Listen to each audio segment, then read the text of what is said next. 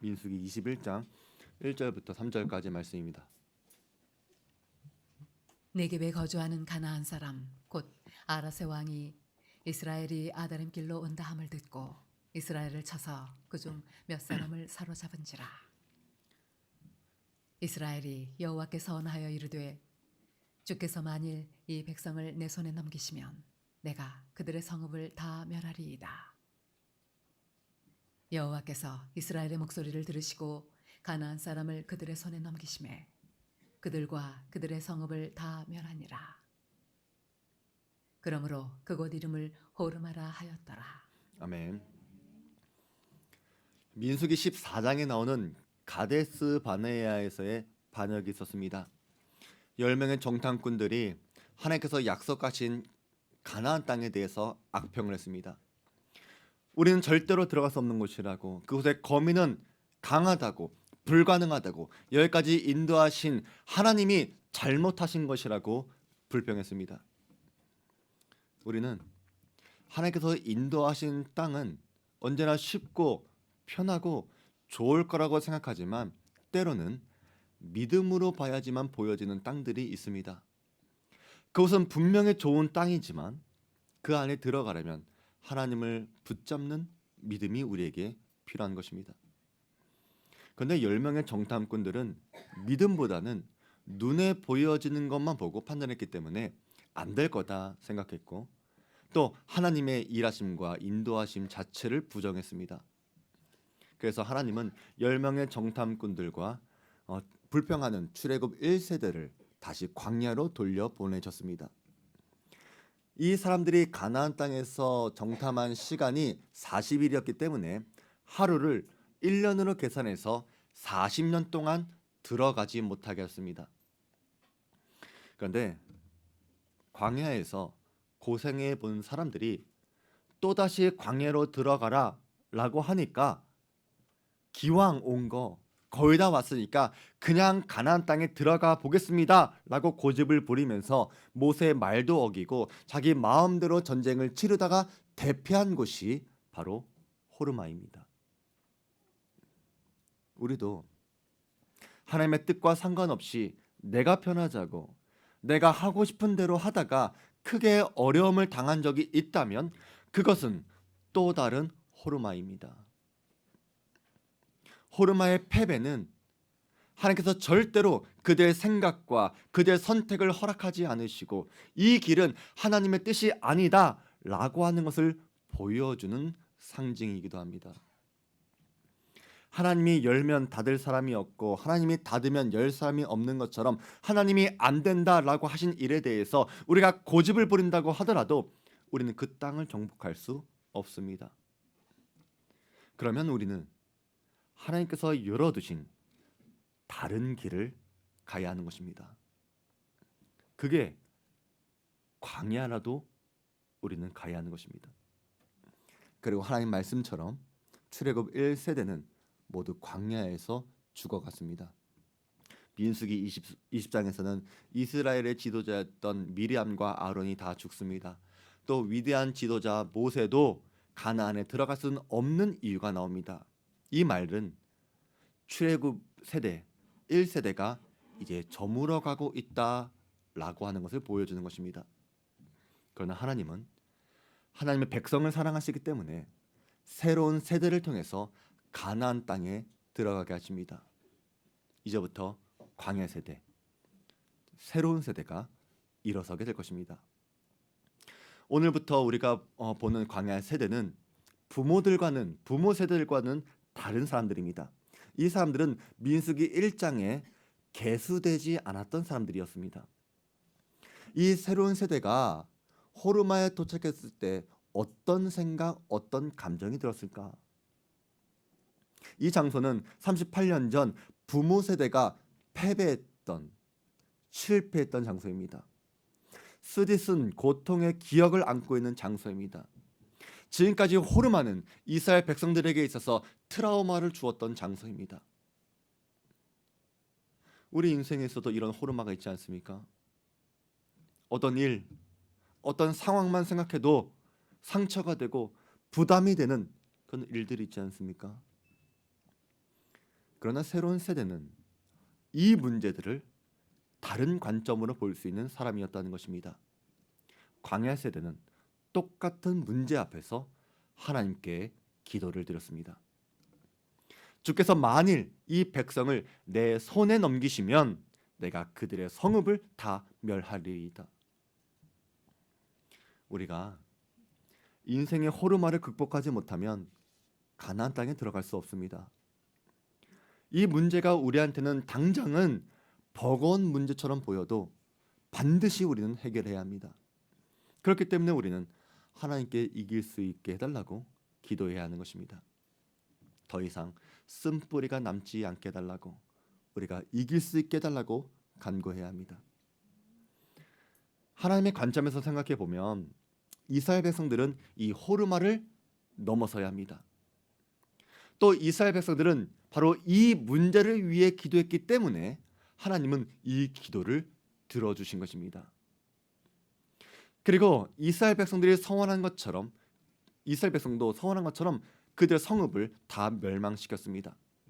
이제부터 호르마는 패배와 포기의 상징이 아니라 승리와 희망의 상징으로 바뀌는 것입니다. 의미가 바뀌었다는 것입니다. 저는 올해 우리 주안교회 모든 성도들에게 이 호르마의 은혜가 있게 되기를 주의 이름으로 축원드립니다. 여러분들이 지금까지 해결하지 못했던 바로 그 문제들, 우리가 외면하고 부담 가졌던 그 호르마 같은 그 문제들이 올 한 해 해결되시기를 주의 이름으로 축원드립니다.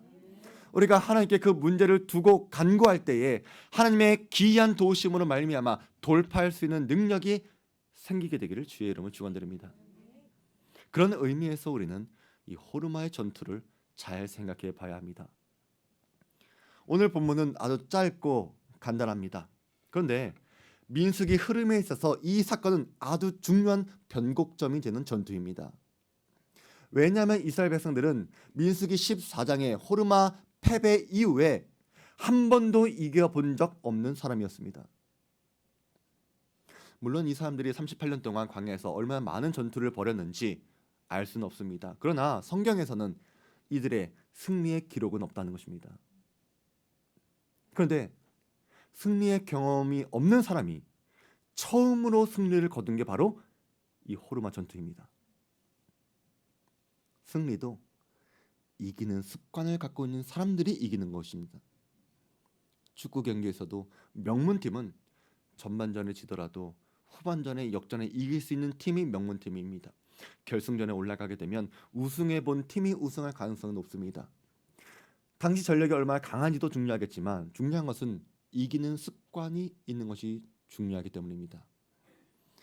지금까지 이스라엘 백성들은 이기는 습관이 없었는데 이 호르마 전투부터 승리의 습관을 갖게 될 것입니다.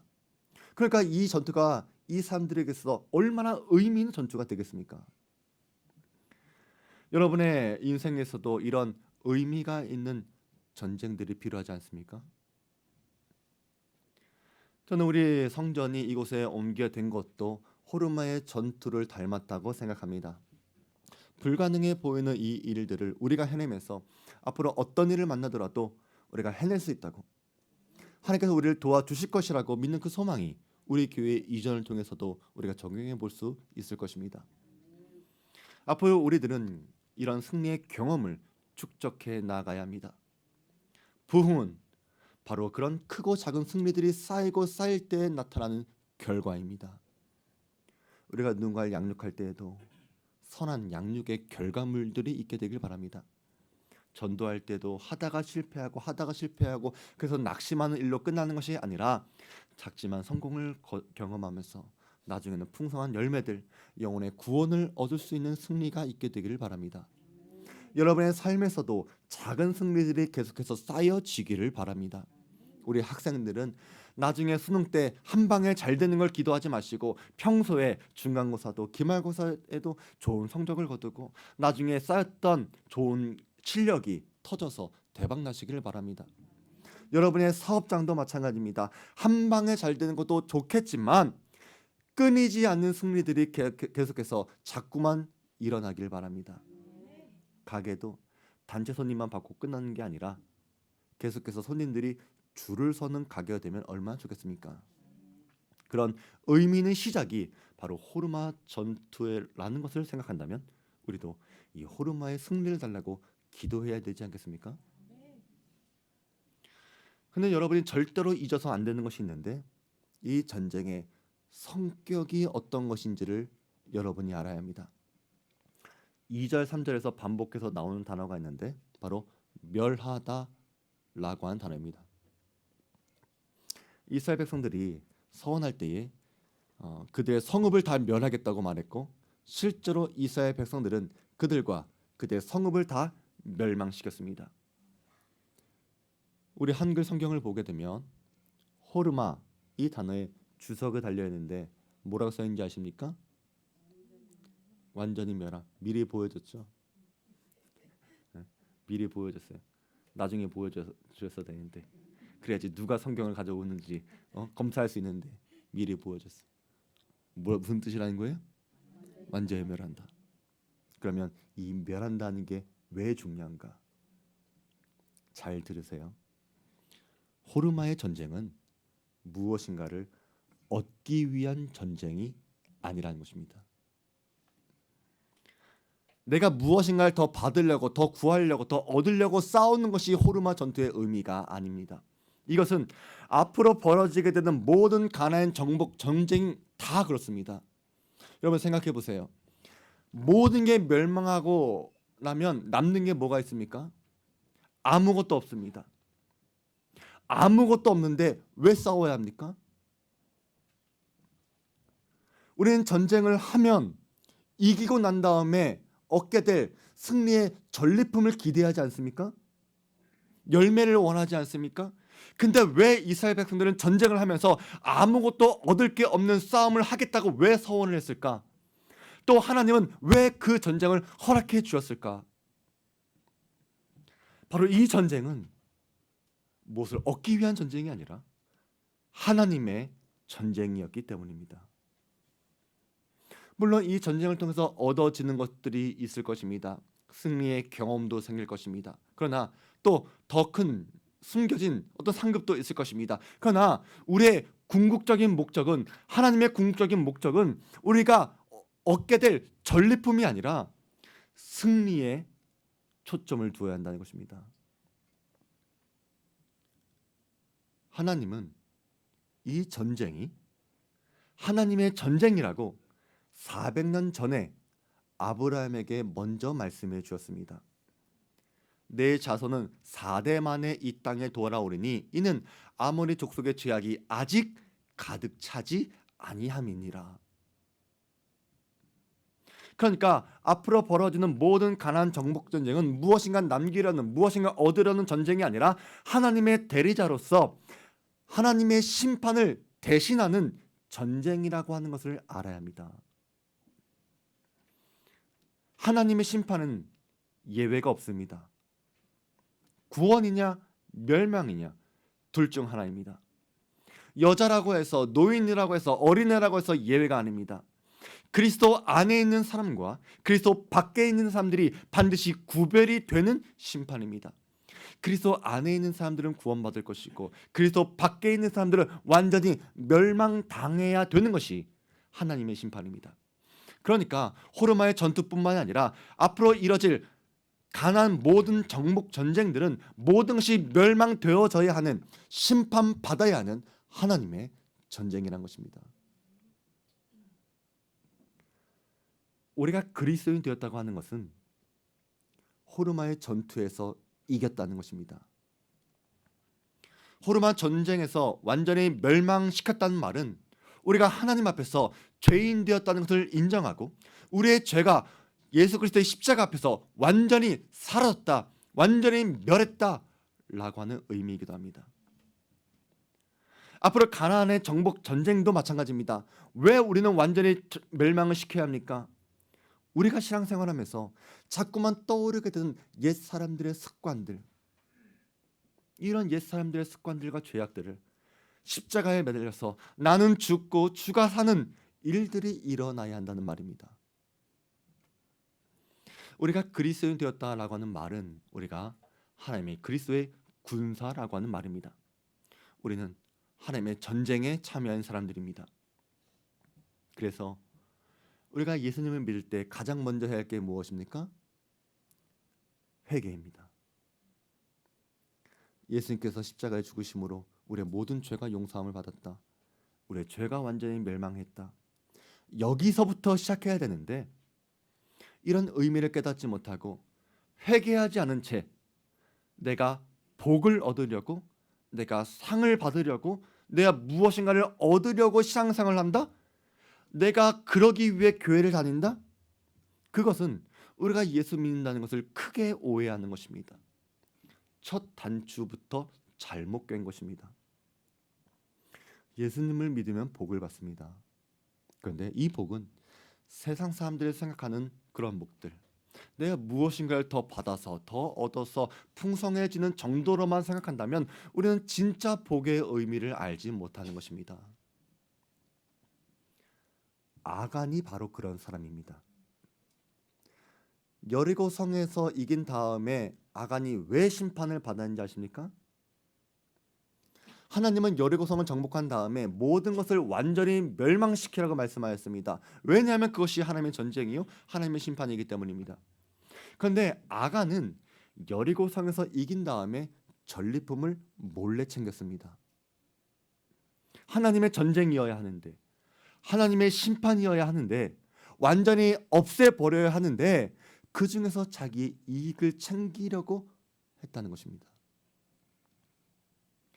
이겼으니까 챙기는 것은 당연하다. 전쟁을 하는 이유는 우리가 무엇인가를 더 얻기 위한 것이다. 예수 믿는 것은 이 땅에서 잘 먹고 잘 살려고 하는 것이다 라고 하는 잘못된 믿음의 대표적인 사람이 바로 아간입니다. 그러니까 우리는 아간이 왜 심판을 받았는지를 알아야 합니다. 그저 도둑질했다고? 그것 때문이 아닙니다. 하나님의 전쟁, 하나님의 심판을 자신의 사사로운 이익을 위해 사용했기 때문입니다. 하나님의 전쟁은 내가 먼저가 아니라 하나님이 먼저가 되어야 합니다. 우리 그리스도인들이 살아가는 모든 인생도 하나님의 전쟁입니다. 우리가 나의 사사로운 이익을 먼저 생각하는 것이 아니라 하나님의 영광을 먼저 생각하시기 바랍니다. 전쟁이 하나님께 속해 있는 것처럼 우리의 삶도, 우리의 모든 인생도 하나님께 속해 있어야 합니다. 하나님께서 전쟁의 승리를 통해서 우리가 더 많은 것을 얻게 해주려고, 더 많은 부를 누리게 해주려고, 우리한테 더 많은 소유를 얻게 해주려고 했다면 하나님은 우리한테 완전히 멸망시키라고 말씀하지 않았을 것입니다. 그래서 사람들은 여기서부터 오해를 하기 시작합니다. 목사님, 하나님의 영광을 위해서 싸우고 승리해야 하는 것은 이해할 수 있습니다. 그런데 우리도 뭔가 얻는 게 있어야 싸울 마음이 들지 않겠습니까? 목사님, 아무리 하나님의 영광을 위해 사는 것도 중요하고 그것이 우선순위가 되어야 하는 것도 맞는 말씀이지만 우리도 이 세상에서 조금은 편안하고 조금 부유한 삶을 살아야 되지 않겠습니까? 하나님이 조금만 허락해 주시면 저도 아간처럼 승리의 떡고물 정도는 얻고 싶습니다 하는 그런 마음이 들지 않습니까? 사랑하는 우리 모든 주안교회 성도 여러분, 하나님의 전쟁은 우리가 얻는 것이 아무것도 없는 것처럼 보여도 더 크고 놀라운 비밀이 숨겨져 있습니다. 하나님은 승리한 우리에게 하나님의 방법으로 더 놀랍게 복을 주실 것입니다. 먹다 남긴 찌꺼기 같은 보상을 주는 것이 아니라 완전히 새로운 것으로, 하나님의 것으로 우리를 채워 주실 것입니다. 우리가 본 민수기 21장에서는 3번의 전투가 나옵니다. 이 모든 전투는 하나님의 전쟁입니다. 그래서 당연히 모든 승리를 거두게 됩니다. 그런데 민수기 21장 21절부터 등장하는 2번의 전투는 원래 싸우지 않아도 될 전투입니다. 왜냐하면 처음에 이 땅들은 하나님께서 말씀한 땅이 아니었기 때문입니다. 그래서 모세도 원래 이 땅을 우회해서 돌아가려고 했습니다. 그러니까 우회하려다 보니까 계획되지 않은 만나지 않아도 되는 사람들을 만나게 되는 것이고 또 그런 가난한 사람들의 공격을 받다 보니까 이스라엘 백성들이 치르지 않아도 될 전쟁을 두 번이나 더 치르게 된 것입니다. 그런데 이것도 하나님의 전쟁이었습니다. 그것을 어떻게 알 수 있느냐? 민수기 21장 35절에 있는 말씀 보니까 이에 그와 그의 아들들과 그 백성을 다 쳐서 한 사람도 남기지 아니하고 그의 땅을 점령하였더라. 여기서도 한 사람도 남기지 않았다라고 하는 이 말은 다 멸했다라고 하는 말과 같은 것입니다. 그러니까 하나님은 이 전쟁을 통해서도 하나님의 심판, 하나님의 전쟁을 하신 것입니다. 그런데 이 두 번의 전쟁은 이스라엘 민족에게 있어서 아주 중요한 의미가 있는 전쟁입니다. 이 전쟁은 구약 성경에도 몇 번씩 등장합니다. 시편에 있는 말씀 보니까 그가 많은 나라를 치시고 강한 왕들을 죽이셨느니 곧 아모리인의 왕 시온과 바산 왕 옥과 가나안의 모든 국왕이로다. 유명한 왕들을 죽이신 이에게 감사하라. 그 인자심이 영원함이로다. 아모리인의 왕 시온을 죽이신 이에게 감사하라. 그 인자심이 영원함이로다. 바산 왕 옥을 죽이신 이에게 감사하라. 그 인자심이 영원함이로다. 느헤미야 때에도 말합니다. 또 그 나라들과 족속들을 그들에게 각각 나누어 주심에 그들이 시온의 땅 곧 헤스본 왕의 땅과 바산 왕 옥의 땅을 차지하였느니라. 자, 왜 이렇게 구약 성경에 자주 등장할까? 바로 이 땅이 르우벤 지파, 갓 지파, 므낫세 지파가 얻는 영원한 기업이 된 땅이기 때문입니다. 그러니까 하나님께서 싸우시는 전쟁, 하나님의 전쟁은 아무것도 남기지 않는 심판처럼 보이는데 하나님은 그것을 통해서 우리에게 영원한 기업을 주시는 땅이 되는 것이고 이스라엘 백성들이 만약에 전쟁을 통해서 무엇인가 얻으려고 할 때, 무엇인가 남기려고 할 때는 오히려 그것이 나중에 이스라엘 백성들에게 가시가 되었다는 것입니다. 이런 가시들 때문에 나중에 고통당하는 내용이 바로 사사기입니다. 여러분이 만약에 무엇인가 남기려고 하면, 무엇인가 얻으려고 하면 그렇게 될 수도 있습니다. 그런데 그것이 하나님의 전쟁을 온전히 완수했다고 생각해서는 안 됩니다. 우리가 하나님의 전쟁에서 온전히 승리했다면 하나님은 우리에게 영원한 상급을 주실 것입니다. 그런데 우리가 눈에 보이는 것을 얻었다고 해서 우리가 그래서 많은 것을 남겼다고 해도 그것이 하나님의 온전한 전쟁을 치는 것이 아니라고 한다면 우리는 그것들 때문에 또 한 번 싸워야 될지도 모르는 것입니다. 선하신 하나님은 하나님 백성들에게 최선의 것을 주시는 분이십니다. 이스라엘 백성들이 아무것도 얻을 수 없는 호르마의 싸움을 시작해야 되는 것은 승리가 중요하기 때문입니다. 하나님이 우리 인생길에서 괜히 우회하게 하시는 일들이 생기더라도 불평하지 않아도 됩니다. 그 우회하는 길을 통해서도 우리는 영원한 기업을 얻을 수 있기 때문입니다. 내 계획대로 되지 않았다고 해서 내가 당장 얻는 것이 없는 것처럼 보여도 불평하거나 낙심하지 마시기 바랍니다.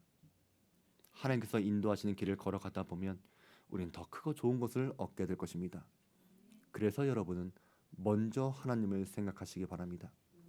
뜻이 하늘에서 이룬 것처럼 땅에서도 이루어지는 것입니다. 나의 집, 나의 나라, 나의 기업, 나의 사업을 세우는 것보다 더 중요한 것은 하나님의 나라, 하나님의 기업을 세우는 것입니다. 우리는 거기에 쓰임받는 하나님의 군사들입니다. 예수님은 우리에게 그런즉 너희는 먼저 그의 나라와 그의 의를 구하라. 그리하면 이 모든 것을 너희에게 더하시리라 말씀해 주셨습니다.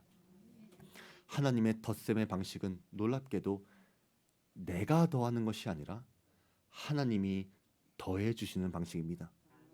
그것은 우리가 먼저 하나님의 나라와 하나님의 의를 구할 때 시작이 될 것입니다. 여러분들이 올 한 해에는 출애굽 1세대처럼 나의 유익을 위해서, 나의 편리함을 위해서 고집을 부리는 삶을 살아갈 때 호르마는 여전히 높은 벽이요 패배의 상징이 되겠지만 우리가 하나님의 전쟁의 의미를 깨닫고 완전한 순종의 삶을 살려고 결단하게 되면 호르마는 승리의 상징으로 승리의 시작이 될 것입니다. 우리 사랑하는 성도들이 하나님의 전쟁에서 잘 참여하는 승리하는 그리스도의 군사가 되시기를 주의 이름으로 축원드립니다. 우리 말씀 기억하면서 우리 다 같이 찬양하겠습니다.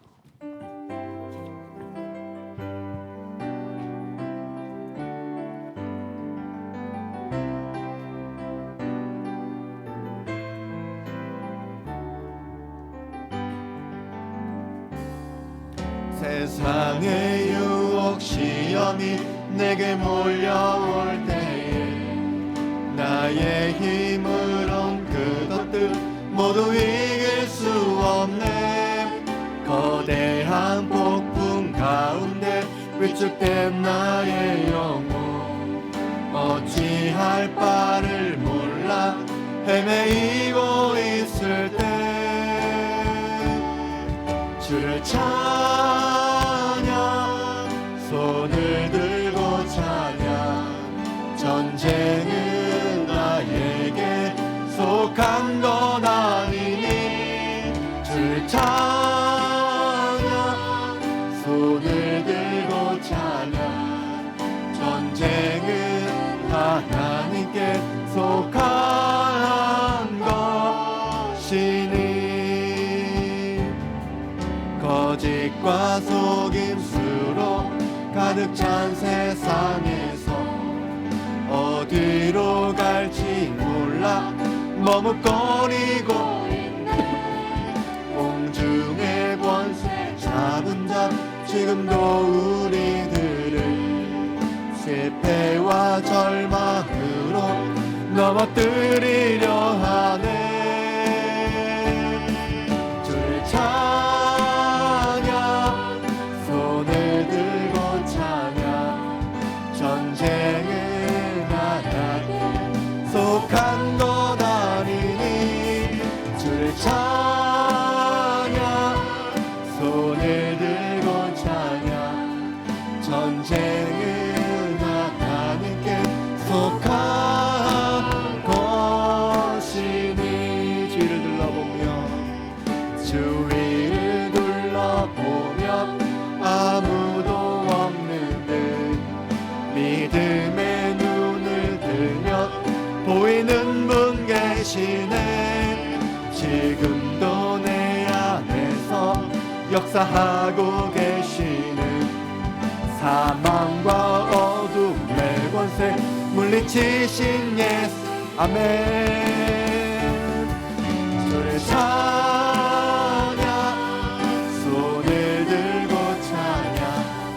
전쟁은 나에게 속한 것 아니니 주를 찬양 손을 들고 찬양 전쟁은 하나님께 속한 것 주를 찬양 손을 들고 찬양 주를 찬양 손을 들고 찬양 전쟁은 나에게 속한 것 아니니 주를 찬양 손을 들고 찬양 전쟁은 하나님께 속한 것이니. 하나님 아버지 오늘 사랑하는 모든 성도들이 승리의 호르몬을 경험할 수 있는